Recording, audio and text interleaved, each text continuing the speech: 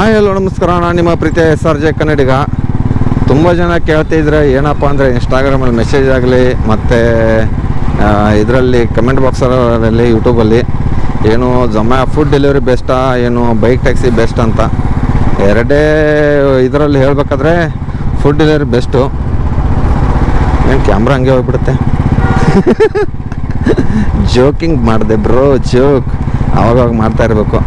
ಬರ್ರಿ ಸ್ವಿಗ್ಗಿದಾಗ ಅಂದ್ರೆ food delivery ಝೊಮ್ಯಾಟೊದಾಗಲಿ ಕಿಲೋಮೀಟ್ರಿಗೆ ಇಷ್ಟಂತ ಕೊಡ್ತಾನೆ. ಅದರಲ್ಲಿ ಬರೀ 6 ರೂಪಾಯಿನೂ ಕೊಡ್ತಾನೆ, 7 ರೂಪಾಯಿನೂ ಕೊಡ್ತಾನೆ, 5 ರೂಪಾಯಿನೂ ಕೊಡ್ತಾನೆ, ಒಂದೊಂದು ಸರಿ 10 ರೂಪಾಯಿನೂ ಕೊಡ್ತಾನೆ. ಯಾಕಪ್ಪ ಕೊಡ್ತಾನೆ ಅಂದರೆ ಸರ್ಜ್ ಕೊಡ್ತಾನೆ. ಅದರಲ್ಲಿ ಸ್ವಿಗ್ಗಿದಲ್ಲಿ ಫುಡ್ದಲ್ಲಿ ಝೊಮ್ಯಾಟೊದಲ್ಲಿ ಕೊಡೋಲ್ಲ ಸರ್ಜು, ಅಪರೂಪ ಕೊಡ್ತಾನೆ. ತುಂಬ ದಿವಸ ಲಾಗಿನ್ ಆಗಿಲ್ಲ ಅಂದರೆ ಮಾತ್ರ ಕೊಡೋದು ಅವನು. ಅದನ್ನು ಬಿಟ್ಟರೆ ಸ್ವಿಗ್ಗಿದಲ್ಲಿ ಮಾತ್ರ ಕರೆಕ್ಟಾಗಿ ಸರ್ಜು, ಅದು ಪೀಕ್ ಅವರ್ಸ್ ಟೈಮಿಂಗ್ಸು ಇಲ್ಲಾಂದ್ರೆ ಬ್ರೇಕ್ಫಾಸ್ಟ್ ಬೆಳಗ್ಗೆ ಟೈಮಲ್ಲಿ ಮಾತ್ರ ಕೊಡ್ತಾನೆ. ಯಾವುದು ಇದರಲ್ಲಿ ಸ್ವಿಗ್ಗಿದಲ್ಲಿ. ಝೊಮ್ಯಾಟೊದಲ್ಲಿ ಹಂಗೆ ಕೊಡೋಲ್ಲ. ಅವ್ನು ಮನಸ್ಸಿದ್ದಂಗೆ ಅವಾಗ ಹಬ್ಬ ಗಿಬ್ಬ ಏನಾದರೂ ಇದ್ದರೆ ಅವಾಗ ಮಾತ್ರ ಎಕ್ಸ್ಟ್ರಾ ಕೊಡೋದು, ಇಲ್ಲಾಂದ್ರೆ 1 ರೂಪಾಯಿನೂ ಎಕ್ಸ್ಟ್ರಾ ಕೊಡೋಲ್ಲ ಝೊಮ್ಯಾಟೊದನು. ಸ್ವಿಗ್ಗಿದನು ಮಾತ್ರ ಡೈಲಿ ಸರ್ಜು ಕೊಡ್ತಾನೆ. ಬೆಳಗ್ಗೆ ಬ್ರೇಕ್ಫಾಸ್ಟ್ ಒಂದು ಸರಿ 9 ಗಂಟೆವರೆಗೆ ಕೊಡ್ತಾನೆ, ಒಂದು ಸರಿ 10 ಗಂಟೆವರೆಗೆ ಕೊಡ್ತಾನೆ, ಒಂದು ಸರಿ 11 ಗಂಟೆವರೆಗೆ ಕೊಡ್ತಾನೆ, ಒಂದು ಸರಿ 11ರಿಂದ 12 ಕೊಡ್ತಾನೆ, 9ರಿಂದ 10 ಸ್ಟಾಪ್ ಮಾಡ್ತಾನೆ, ಇಲ್ಲಾರೆ 10ರಿಂದ 11 ಸ್ಟಾಪ್ ಮಾಡಿಬಿಡ್ತಾನೆ. ಅದಕ್ಕೆ ಸರ್ಜು ಇದರಲ್ಲೂ ನಾರ್ಮಲ್ ಬೆಸ್ಟ್ ಆ್ಯಪ್ ಅಂದರೆ ಸ್ವಿಗ್ಗಿನೇ ಬೆಸ್ಟ್ ಎಲ್ಲದಕ್ಕಿಂತ. ಬೈಕ್ ಟ್ಯಾಕ್ಸಿಕ್ಕಿಂತ ಆಗಲಿ ಮತ್ತು ಸ್ವಿಗ್ಗಿ, ಝೊಮ್ಯಾಟೊ ಮತ್ತು ಯಾವ್ಯಾವ ಲೋಡ್ ಶೇರ್ ಅಂತೆ, ಸೋಡಾ ಪ್ಯಾಕ್ಸ್ ಅಂತೆ, ಅದರಲ್ಲಿ ಯಾವ್ಯಾವ ಆ್ಯಪ್ಗಳು ಇದ್ದಾವೆ ಎಲ್ಲದಿಂದ ಬೆಸ್ಟು ಸ್ವಿಗ್ಗಿನೇ ಬೆಸ್ಟ್ ಅನ್ಕೋತೀನಿ ನನ್ನ ಪ್ರಕಾರ. ನಾನು ಯಾವ ಕಡೆ ಬರ್ತಾನೋ, ಯಾವ ಕಡೆ ಇಷ್ಟು ದೊಡ್ಡ ಲಾರಿ ಟರ್ನ್ ಏನು ಮಾಡ್ತಾನೆ ಯಾರಿಗೊತ್ತು. ಅಲ್ಲಿ ಬರೀ ಟಾಟಾ ಸಿ ಐತೆ. ಮತ್ತು ಝೊಮ್ಯಾಟೊದಲ್ಲಿ ಅಂದ್ರೂ ಒಂದೊಂದು ಸರ್ಜ್ ಇರುತ್ತೆ, ಒಮ್ಮೊಮ್ಮೆ ಸರ್ಜ್ ಇರೋಲ್ಲ. ಮತ್ತು ಇದರಲ್ಲಿ ಬೈಕ್ ಟ್ಯಾಕ್ಸಿಯಲ್ಲಿ ರ್ಯಾಪಿಡೋದಲ್ಲಿ ಒಂಥರ ಕೊಡ್ತಾನೆ, ಓಲಾದಲ್ಲಿ ಒಂಥರ ಕೊಡ್ತಾನೆ, ಯಾವುದೂ ಊಬರಲ್ಲಿ ಒಂಥರ ಕೊಡ್ತಾನೆ. ಆಲ್ಮೋಸ್ಟು ಬರೋಣ ರ್ಯಾಪಿಡೋದಲ್ಲಿ ಮೆಸೇಜಲ್ಲಿ ತೋರಿಸ್ತಾನೇನು ಪರ್ ಕಿಲೋಮೀಟ್ರಿಗೆ 11 ರೂಪಾಯಿ ಕೊಡ್ತಾ ಇದ್ದಾನೆ ಅಂತ ಅಂದ್ಕೊಂಡು 1 ರೂಪಾಯಿನೂ ಎಕ್ಸ್ಟ್ರಾ ಕೊಡೋಲ್ಲ ಗೈಸ್. 9 ಕಿಲೋಮೀಟ್ರಿಗೆ 9 ರೂಪಾಯಿ, 8 ರೂಪಾಯಿ, ಒಮ್ಮೊಮ್ಮೆ 7 ರೂಪಾಯಿನೂ ಕೊಡ್ತಾನೆ. ಮತ್ತು ಪಿಕಪ್ಪು ಆಲ್ಮೋಸ್ಟ್ 3 ಕಿಲೋಮೀಟ್ರ್ ಒಳಗಡೆ ಇರುತ್ತೆ ರ್ಯಾಪಿಡೋದಲ್ಲಿ, ಅದಕ್ಕಿಂತ ಜಾಸ್ತಿ ಕೊಡೋದು ಇಲ್ಲ ಅವನು. ಅಪರೂಪ ಎಲ್ಲಾದ್ರೂ ಮಿಸ್ ಆಗಿಬಿಟ್ಟು ಅದನ್ನಾಗಿರುತ್ತೆ, ಯಾವುದೋ ಬ್ರಿಡ್ಜ್ ಕೆಳಗಡೆ ಇಲ್ಲಾರ ಬ್ರಿಡ್ಜ್ ಮೇಲ್ಗಡೆ ಇದ್ದರೆ ಮಾತ್ರನೇ ಕೊಡೋದು. ಅದನ್ನು ಬಿಟ್ಟರೆ ಏನೂ ಕೊಡೋಲ್ಲ. ಆ ಥರ ಜಾಸ್ತಿ ಅಂದರೂ ಕಿಲೋಮೀಟರ್ಸ್ ತೋರಿಸಲ್ಲ ಅವನು.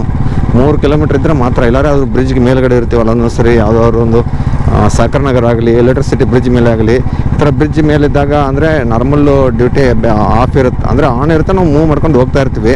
ಆ ಟೈಮಲ್ಲಿ ಕಿಲೋಮೀಟ್ರ್ ಸುತ್ತಾಡ್ಸ್ಕೊಂಡು ಕೊಟ್ಟರೆ ಅಲ್ಲೇ ಇರುತ್ತೆ ಡ್ರಾಪ್ ಪಿಕಪ್ ಲೊಕೇಶನ್, ಅದರ ಹತ್ರ ಸುತ್ತಾಡ್ಕೊಂಡು ತೋರಿಸಿರ್ತಾನೆ ಜಾಸ್ತಿ ಕಿಲೋಮೀಟರ್ಸು. ಅದನ್ನು ಬಿಟ್ಟರೆ ಊಬರ್ಲಂದ್ರೆ ಕೇಳೇಬೇಡಿ, ಅವನು 0.01 ಕಿಲೋಮೀಟ್ರಿಂದ 15 ಕಿಲೋಮೀಟ್ರ್ ಪಿಕಪ್ ಹೇಳ್ತಾನೆ. ಯಾರೂ ಇಲ್ಲಂದ್ರೂ ಕೊಡೋ ದುಡ್ಡು ಮಾತ್ರ ಡ್ರಾಪಿಗೆ ಮಾತ್ರ ಕೊಡ್ತಾನೆ, ಪಿಕಪ್ಪಿಗೆ 1 ರೂಪಾಯಿನೂ ಕೊಡೋಲ್ಲ. ರ್ಯಾಪಿಡೋದಲ್ಲೂ ಕೊಡಲ್ಲ, ಮತ್ತು ಓಲಾದಲ್ಲೂ ಪಿಕಪ್ ಏನು ಜಾಸ್ತಿ ಇರೋಲ್ಲ. ಅದು 1 ಕಿಲೋಮೀಟ್ರಿಂದ 3 ಕಿಲೋಮೀಟ್ರ್ ಮಾತ್ರ ಇರುತ್ತೆ. ಅದು ಬಿಟ್ಟರೆ ಜಾಸ್ತಿ ಏನಿರೋಲ್ಲ ಅಷ್ಟೊಂದು. ಅದು ಬಿಟ್ಟರೆ ಇದ್ರದ್ದು ಅಷ್ಟೇ ಮಾತ್ರ ಕೊಡೋದು ಅವನು. ಯಾವುದು ಕಡಿಮೆ ದುಡ್ಡು ಕೊಡೋದು ಇದರಲ್ಲಿ. ಮತ್ತು ಪೀಕ್ ಟೈಮ್ಸಲ್ಲಿ ಬೆಳಗ್ಗೆ ಒಂದು 8 ಗಂಟೆಯಿಂದ 10-11 ಗಂಟೆವರೆಗೂ ಓಲಾ ಮತ್ತು ಊಬರಲ್ಲಿ ಎಷ್ಟು ಕೊಡ್ತಾನಂದರೆ ಕೇಳೇ ಬಿಡಿ. 5 ಕಿಲೋಮೀಟ್ರ್ ಹೋದ್ರೂ 100 ರೂಪಾಯಿ, 150 ರೂಪಾಯಿ ಕೊಡ್ತಾನೆ. ಯಾವುದು ಊಬರಲ್ಲಿ ಮತ್ತು ಓಲಾದಲ್ಲಿ. ಆದ್ರೆ ಹೋಗೋಕ್ಕೆ 1 ಅವರ್ ಬೇಕು ಗೈಸ್. ಅದು ಯಾವ ಏರಿಯಾ ಗೊತ್ತಾ? ಸಿಲ್ಕ್ ಬೋರ್ಡು ಅಷ್ಟೊಂದು ಇಲ್ಲ ಇವಾಗ ಟ್ರಾಫಿಕ್ಕು. ಮಾರ್ತಳ್ಳಿ ಮತ್ತು ವೈಟ್ ಫೀಲ್ಡು ಬಿಟ್ಟರೆ ಆ ಸೈಡನ್ನು ಜಾಸ್ತಿ, ಮಡಿವಾಳ ಕಡೆ ಅಲ್ಲಿ ಇಲ್ಲಿ ಜಾಸ್ತಿ ಕೊಡೋದು, ಬ್ರೂಕ್ ಫೀಲ್ಡ್ ಕಡೆ. ಅದು ಬಿಟ್ಟರೆ ಬೇರೆ ಏರಿಯಾದಲ್ಲಿ ನಾವು ಎಲ್ಲರೂ ಅಪ್ಪಿತಪ್ಪಿ ಇದ್ರೂ ಅಷ್ಟೊಂದು ದುಡ್ಡು ಕೊಡೋಲ್ಲ. ಆ ಏರಿಯಾದಲ್ಲಿ ಇದ್ದರೆ ಮಾತ್ರ. ಆ ಏರಿಯಾದಲ್ಲಿ 2 ಕಿಲೋಮೀಟ್ರ್ ಹೋಗೋಕ್ಕೆ ಅರ್ಧ ಗಂಟೆ 1 ಅವರ್ ಬೇಕು. ಅದಕ್ಕೆ ಅಷ್ಟೊಂದು ಅಮೌಂಟ್ ಕೊಡ್ತಾನೆ. ಯಾರೋ ಚಿಕ್ಕ ಅಂದರೆ ಸಂಧೆ ಏರಿಯಾಗಳು ಗೊತ್ತಿರೋ ನಾವು ಬೇಗ ಹೋಗೋದು. ಇವಾಗ ಮೇನ್ ರೋಡಿಂದ ಇನ್ನೊಂದು ಮೇನ್ ರೋಡ್ಗೆ ಹೋಗ್ಬೇಕಾದ್ರೆ ಅಲ್ಲಿ ತುಂಬ ಅಷ್ಟೊಂದು ಅಮೌಂಟ್ ಕೊಡ್ತಾನೆ. ಇವಾಗ ಅದೇ ಬೇರೆ ಸಂಧೆ ಬೇರೆ ಕಡೆ ಹೋಗ್ಬೇಕಾದ್ರೂ ಕಡಿಮೆ ದುಡ್ಡು ಕೊಟ್ಬಿಡ್ತಾನೆ. ಮತ್ತು ಓಲಾದಲ್ಲಿ ಬಂದುಬಿಟ್ಟು ಅದು ಓಲಾ ಮತ್ತು ಊಬರ್ ಸೇಮು, ಅದು ದುಡ್ಡು ಮಾತ್ರ ಸರಿಯಾಗಿ ಕೊಡ್ತಾನೆ. ರ್ಯಾಪಿಡೋದಲ್ಲೂ ಅಷ್ಟೊಂದು ದುಡ್ಡೇನು ಕೊಡೋಲ್ಲ. ಯಾವುದೂ ಇದರಲ್ಲಿ ಇಲ್ಲೇ ಒಳಗಡೆ ಹೋಗ್ತಾ ಇರೋದು. ಇದರಲ್ಲಿ ರ್ಯಾಪಿಡೋದಲ್ಲಿ ಏನೈತೆ ನಾರ್ಮಲಾಗಿ 8 ಮೆಸೇಜಲ್ಲಿ ಮಾತ್ರ ಬೆಳಗ್ಗೆ 7 ಗಂಟೆಗೆ ಬರುತ್ತೆ ನೋಡಿ. ರ್ಯಾಪಿಡೋ ಅಪ್ಲಿಕೇಶನ್ ಓಪನ್ ಯೂಸ್ ಮಾಡೋರಿಗೆ ತುಂಬ ಚೆನ್ನಾಗಿ ಗೊತ್ತಿರುತ್ತೆ. ಅವ್ನು ಕೊಡೋದೇ 7 ಗಂಟೆ ಕರೆಕ್ಟಾಗಿ ಮೆಸೇಜ್ ಬಿಡ್ತಾನೆ. ಕಿಲೋಮೀಟ್ರಿಗೆ 11 ರೂಪಾಯಿ ಇದೆ. ಮತ್ತು ಮಾರ್ತಳ್ಳಿಯಲ್ಲಿ ಯಾವುದೋ ಒಂದು ಇದರಲ್ಲಿ ಟಿಫನ್ ಇದೆ, 7ರಿಂದ 8 ಟಿಫನ್ ಇದೆ, ಮತ್ತು ಕಾಫಿ ಇದೆ, ಅಷ್ಟೇ ಹೇಳ್ತಾನೆ. ಅದನ್ನು ಬಿಟ್ಟರೆ ಏನೂ ಮಾಡಲ್ಲ. ಊಬರ್ದಲ್ಲಂದ್ರೂ ಮೆಸೇಜ್ಗಳು ಬರ್ತಾ ಇರ್ತಾನೆ, ಅದು ನೋಡೋದಿಲ್ಲ, ಬಂದಿರೋದು ಗೊತ್ತಾಗಲ್ಲ. ಊಬರಲ್ಲಿ ಓಲಾದಲ್ಲಿ ಟುಬುಕ್ ಲಾಗಿನ್ ಆದರೆ ಸಾಕು, ಟುಬುಕ್ ನೋಟಿಫಿಕೇಷನೇ ಬರ್ತಾ ಇರುತ್ತೆ. ಅದು ಲಾಗಿನ್ ಮಾಡೋದು ಲಾಗೌಟ್ ಮಾಡೋದೇ ಗೊತ್ತಾಗ್ಬಿಡಲ್ಲ. ನನ್ನ ಪ್ರಕಾರ, ನಾನು ಹೇಳೋದು ಪ್ರಕಾರ ನನಗೆ ಬೆಸ್ಟ್ ಅನಿಸಿದ್ದು ಸ್ವಿಗ್ಗಿನೇ. ನಂದು ಬೇಜಾರಾಗಿಬಿಡುತ್ತೆ ಅದು ಹೇಳಿದ್ರೆ. ID ಬ್ಲಾಕ್ ಮಾಡಿದ್ದಾರೆ. ಅದೇ ಗೊತ್ತಲ್ಲ, ಪೊಲೀಸ್ ವೆರಿಫಿಕೇಷನ್ ಮಾಡಿಸಿ ಅಂತ ಹೇಳ್ಬಿಟ್ಟು ಒಂದು ತಿಂಗಳ ಮೇಲಾಯ್ತು ನಾನು ಊರಲ್ಲೇ ಇದ್ದೀನಿ. ಹೋಗಿದ್ದೆ ಮೊನ್ನೆ 1-2 ದಿವಸ, ಮಾಡೋಕ್ಕೆ ಆಗಲಿಲ್ಲ, ಮತ್ತೆ ಬಂದುಬಿಟ್ಟಿದ್ದೀನಿ ಬೆಂಗಳೂರಿಗೆ. ಆ ಪರ್ಸನಲ್ ಪ್ರಾಬ್ಲಮ್ ಇತ್ತು ಮನೆಯದು, ಅದಕ್ಕೆ. ಅದು ಬಿಟ್ಟರೆ ಯಾವುದೂ ಇಲ್ಲ. ಮತ್ತೆ ಹೋಗ್ಬೇಕು, ಅದು ಯಾವಾಗ ಹೋಗ್ತೀನೋ ಗೊತ್ತಿಲ್ಲ. ಆಲ್ಮೋಸ್ಟು ಇನ್ನೂ ಮನೆ ಪ್ರಾಬ್ಲಮ್ ಸಾಲ್ವ್ ಆಗಿಲ್ಲ ಏನು, ನೋಡೋಣ ಅದು ಯಾವಾಗ ಆಗಿಬಿಟ್ಟು ಮನೆ ಹತ್ತೀನಿ ಬೆಂಗಳೂರಿಗೆ ಹೋಗೋದು.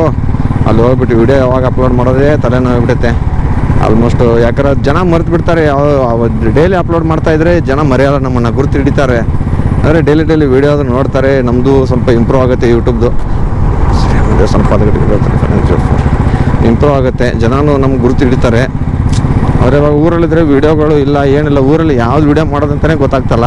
ಅಂದ್ಕೊಂಡು ಈ ವಿಡಿಯೋ ಮಾಡ್ತಾ ಇರೋದು ಯಾವ್ದು ಬೆಸ್ಟ್ ಅಂತ ನಾನು ಹೇಳ್ತಾ ಇರೋದು. ನನ್ನ 3-4 ವರ್ಷದಲ್ಲಿ ಎಕ್ಸ್ಪೀರಿಯನ್ಸ್ ಆಗಿರೋದು ಬೆಸ್ಟ್ ಅಪ್ಲಿಕೇಶನ್ ಅಂದರೆ ಸ್ವಿಗ್ಗಿ ಈಸ್ ಬೆಸ್ಟ್ ಅಂತ ಹೇಳ್ತೀನಿ ನಾನು. ಆರಾಮಾಗಿ 12 ಅವರ್ 13 ಅವರ್ ಮಾಡಿದ್ರೆ ಮಿನಿಮಮ್ 1,500 2,500 ದುಡಿಬೋದು. ಅದರಲ್ಲಿ ಬೇರೆ ಇವಾಗ ಮೋರ್ ಆ್ಯಪ್ ಅಂತ ಯಾವ್ದು ಇದೆಯಲ್ಲ, ಅದರ ಏನು ಟ್ರೈನ್ ಇದೆ ಅಂತ ಗೊತ್ತಿಲ್ಲ, ಅದರಲ್ಲಿ ಮಾತ್ರ ಬೆಜ್ಜನ ದುಡಿತಾರೆ ಹುಡುಗರು. 13-14 ಅವರಲ್ಲಿ ಏನಾದರೂ 3,000-3,500 ರೂಪಾಯಿ ದುಡಿತಾರೆ. ಅದರಲ್ಲಿ ₹1 ಸರ್ಜ್ ಎಲ್ಲ ಏನೊಂದು ಕಿಲೋಮೀಟ್ರ್ ಕರೆಕ್ಟಾಗಿ ₹11 ಕೊಡ್ತಾನೆ.